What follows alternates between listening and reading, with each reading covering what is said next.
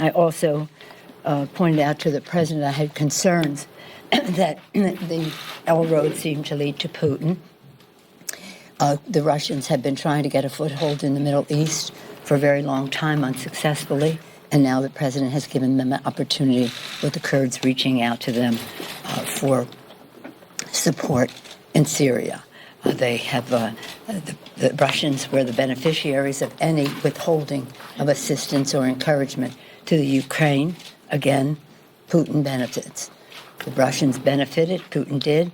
The president placed some doubt about our commitment to NATO right from the start of his administration. All roads lead to Putin.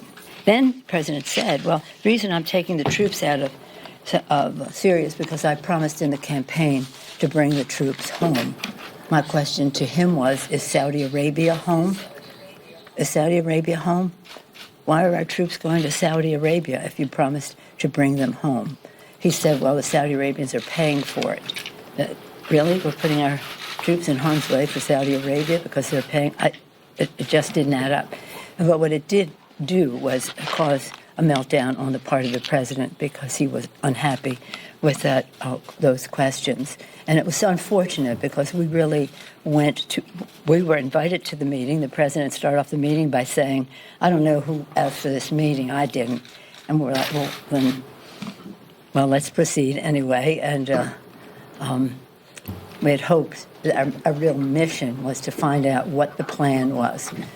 Leader Schumer was very forceful in that discussion with the president on what is the plan. My plan is to protect America, so that's a goal. That's not a plan. What is the plan for us to be protected from ISIS now that some of them have been unleashed in Syria because of the green light that the president gave the Turks and reneging on our trustworthiness as an ally with the Kurds who had been our friends. So for these and other reasons, that was most unfortunate.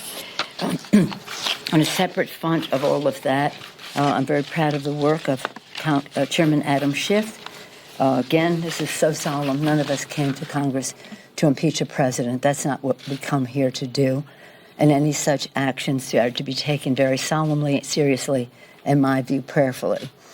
It isn't a unifying thing for the country to have to go through this, but we do have to honor our oath of office to protect and defend the Constitution of the United States, our democracy, and our republic, as Benjamin Franklin said, a republic, if we can keep it. Well, it is our fight to keep it. As I've said to you before, the times have found us to do just that. So I'm very proud of the work that Adam Schiff is doing, and this isn't about politics or partisanship. It's about patriotism for our country, and I value the way he is conducting this with equal time on all sides for the questioning that are there. You've heard from him. We were here together when he presented how he was proceeding